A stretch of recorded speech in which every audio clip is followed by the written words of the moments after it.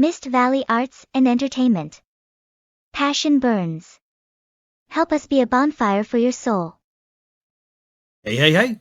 This is Mist Valley Arts and Entertainment, and without further ado, I bring you my thoughts on what's going on with the Edmonton Oilers right now. This is Sports Talk with Dredd. Welcome. So, the latest news is Dave Manson and Mr. Woodcroft are in. Mr. Tippett and Mr. What's his pickle are out. Yeah. What? Tippett and the other guy. Yeah, I'm sorry. I can't even remember his name. That's terrible. I'm blanking. I just got home from work. I'm sorry. I'm a little work-brained right now, and it's late. Let's talk about this. So the Edmonton Oilers have hired their Jim Johnson. There we go. Jim Johnson and Dave Tippett are out. Head coach and his probably, I guess, main assistant coach. The one he always travels with, I guess, kind of like his valet. No, maybe not a valet. No. But those two are out, and Ken Holland has relieved them of their duties and promoted from the AHL team, the highly successful and well thought of Jay Woodcroft and his chief assistant, Dave Manson. So, we are, first of all, I just want to say, first of all, my general thoughts before we get into any articles and any other talk. My general thoughts on this is it's probably a good thing for the Oilers. I would have hoped it had come a little earlier, like a lot of people, but unlike some people, I wasn't one who wanted to see it happen in December or even January. I would have been happy with it maybe at the beginning of this month, kind of thing.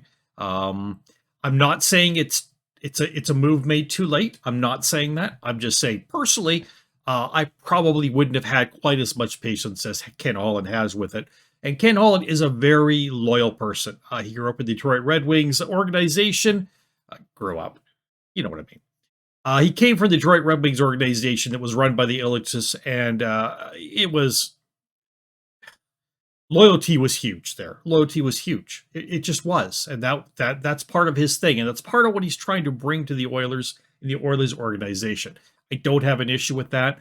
Again, I'm not saying Ken Holland made this change too late. I'm saying it's a good change as far as I can tell. Only time will tell. The other thing I will say, a couple other things quickly, is it's not the fault of the coaches. These are good coaches. There's been many, many good coaches in Edmonton that have been let go. Let's be honest. Very, very seldom was it the coach's fault. The coaches took some blame, but it was never 100% the coach's fault. In the end, it always comes down to the players. All the coaches that have been in Edmonton are good enough to coach in the NHL. Okay? This is not, geez, these coaches were terrible. Nonsense. The problem is the players in Edmonton don't listen. Or they listen, but they don't obey. They don't do what they're being told to do. They don't take enough pride in their game and in their team and in their teammates to make the changes that are need to be made. Now, will Jay Woodcroft and Dave Manson bring those changes in? I'm hopeful. Now, in a lot of ways, I'm going to go against the grain and say, I wish they had brought in Mike Babcock. That's no offense to Mr. Woodcroft and Mr. Manson, who I think are going to probably be wonderful NHL coaches. My point is, if you bring in someone like Mike Babcock, if he looks at the room and he says, you all, to a player, have to change the way you play this game or you will never win shit. He has the respect. People will listen to him. Will they follow him? We don't know. If Jay Woodcroft says something like that, will they listen? It may not be the same thing. He does not have the NHL pedigree, and it may be that people will tune him out because of that, or just ignore him, or just keep doing what they're doing. It's up to the players to make the changes. So we're going to go through this here article. There's many articles we could go through. This is the one I chose to go through. This is by Mark Spector from Sportsnet, February 10th, 2022. The article is called Dave Tippett's fate with Oilers ironically sealed by poor defensive play. You'll be pleased to know this is not an article I'm going to pick apart a lot of because I actually kind of enjoyed it. So kudos to Mr. Spector. Let's read this. It says, of all the reasons, some real but far more perceived, that Dave Tippett was fired on Thursday, the one that stands out the most is this. Remember when Tippett was hired and some people worried that bringing in a defensive-minded coach like Tippett would stifle the prized offensive savants that stalked the Oilers' top lines. We draft number 1 overall for this many years, and now we're going to bring in a defense-first guy, they said. Look at his teams in Arizona, they said. He'll ruin Connor McDavid. Well, as it all came to that predictable Edmonton ending for Tippett on Thursday, predictable Edmonton ending indeed. Here is the irony. Dave lock-em-down Tippett was fired because the Oilers never figured out how to play defense. We'll stop here for a moment, people. Dave Tippett is a pedigreed defensive coach who would get the most out of very, no offense to the players, but very average. Some very average NHL players had career seasons, and their teams had career seasons under Dave Tippett. They played a team game. They played a defensive game. Dave Tippett did not come in here and abandon that philosophy. He tried to preach it to the Edmonton Oilers for the last couple of years. Is it Dave Tippett's fault the players wouldn't listen? Is it Dave Tippett's fault the players wouldn't do it? If you're telling me, Dredd, Ken Holland is the enemy here. He did not give Dave Tippett the players he needed. Bullshit. Ken Holland gave Dave Tippett exactly what he needed to succeed. He gave him the goalie he wanted in Mike Smith. I got no problems with Mike Smith. Looks like a fantastic human being. And when he's hot, he can be a very good goaltender, and he's a very good leader. I don't have a problem with him. I'm not gonna poo him. I'm not gonna put him down. Okay. He brought in Mike Smith, and when Mike Smith had a great year, he went and said, "Tip's like I want him," so he gave him 2 more years of Mike Smith. Okay. Mike Smith's body then betrayed him. That's going to happen to all athletes. Look at LeBron James. Great athlete, terrible human being, my opinion. Great athlete. His body's starting to break down. Antonio Davis, same thing, and he's not even that old. It happens to athletes. It happens to people as we get older. Okay? He gave him some of those defensive plugs, those guys who would work hard on the bottom 2 lines and should be capable of playing a team game. Gave him those. He also had the top 2 scorers in the league. Don't tell me he didn't give Tippett the players Tippett wanted and Tippett needed to play his style. Problem wasn't Ken Holland. Okay? Ken Holland bears some blame, but the problem is not Ken Holland. Dave Tippett bears some blame, but the problem is not Dave Tippett. The problem is the same problem that's been in Edmonton for a great many years. Perhaps as long as this team has been a team in Edmonton. They don't listen to coaches that tell them to play defense. They don't listen. They don't listen. You guys listen to me. Hear what I'm saying. In a 3-2 league, Connor McDavid's team prefers to play 5-4 hockey. Lately, the other team gets to 4 just fine, while Edmonton doesn't get to 5 very often.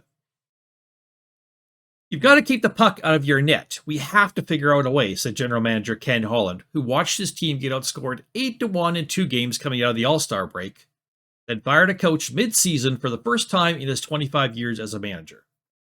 Loyalty, Ken Holland, loyalty. But in the end, he had to do what's right for the organization, and in the end, he did. You can't win 5-4. We won lots of games in the first quarter. We were scoring 5 goals to win, so hopefully a different voice. We're all saying the same message. Yeah, we're all saying the same message. The message is going to the players. Players aren't doing it. The players are capable of doing it. Don't give me that BS, they aren't. The players on this team are capable of playing defensive hockey. The players on this team are capable of playing a close team game. The players on this team have not done it. That starts with leadership, and I'm talking leadership in the locker room, and it trickles down. Until the quote-unquote leaders of this team, until they figure it out, until they make the changes, and until they prove it time and time again that in practice and in game, we're going to do what the coach is telling us to do. We're going to do what we need to do. We're going to do everything we can to win. Until they do that, the rest of the team ain't going to follow. Back to this story. They've all been saying the same message for years in Edmonton, a town franchise that somehow believes that it must always be those 80s Oilers. And forget Edmonton's sorry goaltending situation for a moment. Behind a team this flagrantly derelict in its own zone, there is no goaltending solution that would hold up long term.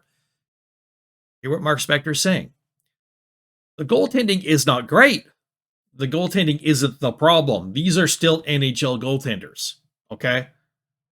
The problem is the team's not playing defensive in front of them. What does it mean when a coach was... See, people don't like to hear that. People don't like to hear that because they want to throw Ken Holland out of the bus. They want to say, no, we were right all along. Ken Hall is the wrong guy for this team. He didn't get a goaltender, so that's why the team didn't succeed. Bullshit. That's not true. There are 3 goaltenders on this team, all of whom are 3 NHL goaltenders right now. Any of them can go on a hot streak. Any of them can settle down and play good. It happens. It can happen. It will happen. It did happen. Don't tell me otherwise. All right? This is not a goaltending problem. It's a team problem, starting with a leadership in the dressing room problem. I'm not standing up saying throw out the leaders, get rid of them, trade them. I'm not saying that. I'm saying the leaders have to lead by taking a really long look at themselves, listening to the coach, meeting his eyes, and getting on board with the message. 100%. Okay? To me, that means a guy like McDavid, great, he can fly up the ice and make nice plays at top speed. That's excellent. You got to fly back down the ice, too.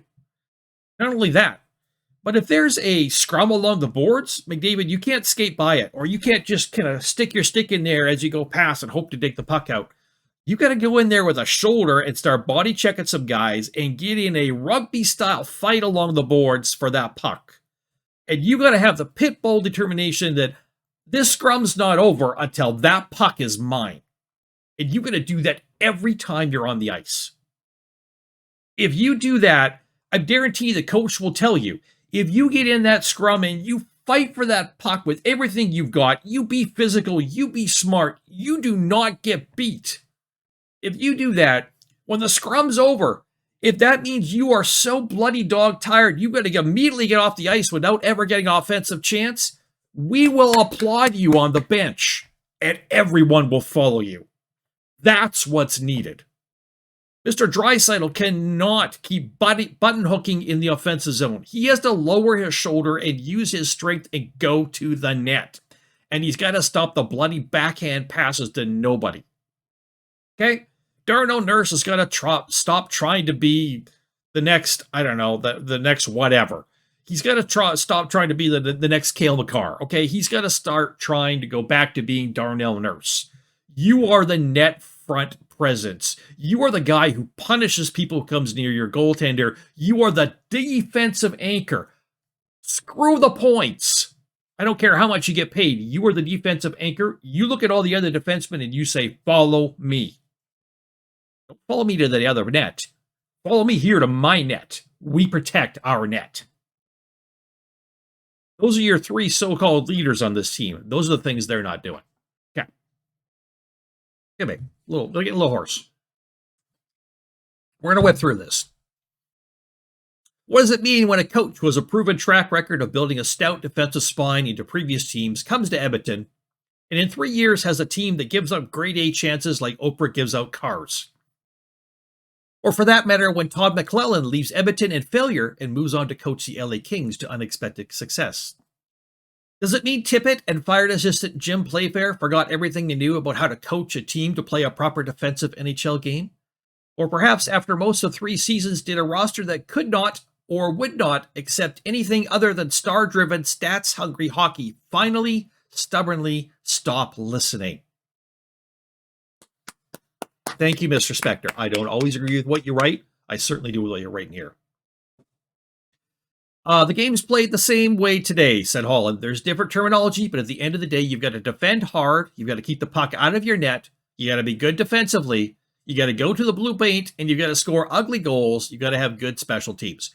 Well, of all those things he just said, the only thing the Oilers did was have some good special teams, specifically power play early in the season. That's it. They didn't do any of the rest of that shit.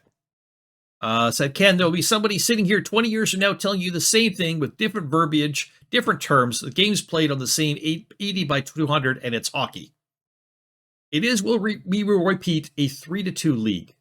You can't hold them to 2 or 1 at times in the playoffs. You simply will not succeed, period. Let's find something we can all agree on. Somehow, under Tippett, Edmonton never found a way out of being an easy team to play against. Let's talk about why. Darnell Nurse, their most stout, physical, and best skating defenseman, has lost the plot. After a career year, he's had a shit year. He's busy trying to score points rather than leading his team by making Edmonton's slot a punishing place to stand. He's joining the rush and leaving the Evan Bouchards and Tyson Barries back to defend. Big problem. It's time to grow up, become the leader he can be, and set the template here. Nurse starts an 8-year deal next season. Fashion your game after Shea Weber, not Cale Makar. Connor McDavid uses his surreal speed to fly the zone and score highlight reel goals, but not often enough to prevent chances in his own zone. He's great with the puck, but without it, McDavid, who has spoken of his need to defend better and has made strides, still couldn't carry Sidney Crosby's equipment bag as far as defense. He could if he wanted to. If McDavid ever wants to win, he better learn to want to. Leon Draisaitl could be the best all-around player on this team. I agree. Quite possibly the facto captain. But when a team has wild swings like the Oilers have had, win 6, lose 7, lose 6, win 4, it appears rudderless. We're not in the room, so we don't know for sure, but when a team is this streaky, we believe the top players, like Draisaitl, should be able to stabilize the effort, to achieve buy-in. They can't tell players to follow them if they're not doing what they're supposed to do, and they're not, so no one's following them, except for into the shitter. To bring players like Jesse Puljujärvi, who has been entirely lost for 2 months, back into the fold. The passengers, Kailer Yamamoto, Puljujärvi, Barrie, Zach Kassian. Dead weight here for new coach Jay Woodcroft to figure out. Useful players who have absolutely forgotten how to help this team and its former coach win. There are 38 games to go. We still control our own fate. There are big games ahead like tomorrow night against the Islanders, Holland reasoned. If I waited 10 more games and we kept going, it might be too late. So I'm hoping and believing by what I did today, it's going to have a positive impact to get us to turn the corner. It's fair to fire Tippett. The season was going south, and that's what happens in professional sports. But out here in the National Hockey League's coaching graveyard, where Woodcroft becomes the 9th head coach for Ryan Nugent-Hopkins in 11 seasons as an Oiler, we have learned a few things. Does the new coach bring in new ideas? Sure, they all did. Will it end the same way for the next guy? If the best players don't lead the change, buying in on trying to win a Stanley Cup, not a bunch of Harts and Art Rosses, it's only a matter of time until we're writing the same column again. Speaking of Ryan Nugent-Hopkins, I know a lot of Edmonton fans absolutely love the guy. I get it. You have your favorite players, and that's him. I admire some of the things he brings to the game, but he is one of the weakest players. I mean, he will go in there and battle for pucks, but he's weaker than Kailer Yamamoto, for God's sake. People have told me that he's got a lot better athlete's body than he had when he first started with the Oilers. Man, I bet you I'm almost much of an athlete as Ryan Nugent-Hopkins is. I don't see him having any man strength at all. And that's a real problem in his game. Also, a problem in his game is at his age as a center, he still hasn't learned how to take a bloody face off. There are certain things this guy just can't do. He can't shoot and score to save his life. He can shoot, but he can't score. He can't go to the dirty areas very much. He doesn't win battles. He tries to win battles, but he doesn't win battles because he has no strength. Sure, he's known as a fine defensive center. He'll come back with his man and try to tie him up, but he's not strong enough to tie him up. So Ryan Nugent-Hopkins to me is a failure that, as a player, that I consider a somewhat of a failure in that, it's great we're paying him less now than we used to pay him, but he's basically a power play and a shorthanded specialist, and that's what you're paying him for. The rest of the game, he's not completely useless. He makes some passes. But that's about it. He doesn't drive anything. He doesn't drive play at all. And he needs to be playing with a McDavid or a Draisaitl in order to actually get any points. That's tough. That's really tough. I'm not saying we should have let him go, but I'm saying that's a real tough spot to be in for the organization. He's not going to get better. As he gets older, it's going to get worse. So I completely agree with Mark Spector's article here. This is on the players. This is completely on the players. This is not time to point fingers at Dave Tippett. It's not time to point fingers at Ken Holland, even though most of you out there are doing it. The fact of the matter is, this is on the Oilers. This is on the Oilers team. This is on the players. This is on the leadership. And until they get it in their head to make a change, and hopefully they can do that, and Jay Woodcroft and Dave Manson will be able to help lead that and coach them and tell them, look, this is where we're doing things wrong. This is what has to be done. Go do it. And hopefully they do it. If they don't learn it now, I don't know if they're ever going to, honestly. And that's pretty sad. So that's what I think about the coaching change in Edmonton. I'm hopeful that it's going to be a good thing. It had to happen. I feel bad for Dave Tippett in that he's not a bad coach. I feel happy for Jay Woodcroft and Dave Manson getting their shot. I feel very worried about this Oilers team because this has been going on for, like I say, not just years, but decades of not listening to the coaches, not wanting to play defensive style, thinking you're better shit than you are. And I don't know what it's going to take to get over this. I don't know what it's going to take. Players have said time and time again, it's a new season. We've learned our lessons from last season. We are going to be, and nope. They end up being just like the season before. They haven't learned a lesson yet. Will this be it? I don't know. I don't know. Again, I kind of wish a Mike Babcock was here to scream at some players. But he's not, and that's fine. We'll deal with this as it is. So we're moving on. Good luck to Jay Woodcroft and Dave Manson. I wish you guys the best. Good luck to the Edmonton Oilers players. Quite honestly, if you guys don't get change, especially with the top leadership on down, you're gonna need the luck. You're gonna need it. But you guys can be as good as you want to be. So, with that, that's been Sports Talk with Dredd, talking about the coaching change. So that'll be I don't know what I'm gonna call this. Tip it out, Woodcroft in. Makes sense to me. Thanks, guys, for Miss Valley Arts and Entertainment, also called Miss Valley Gaming. Hey, we do more than just gaming here. Thank you guys all so much, and we will catch you later. Peace out.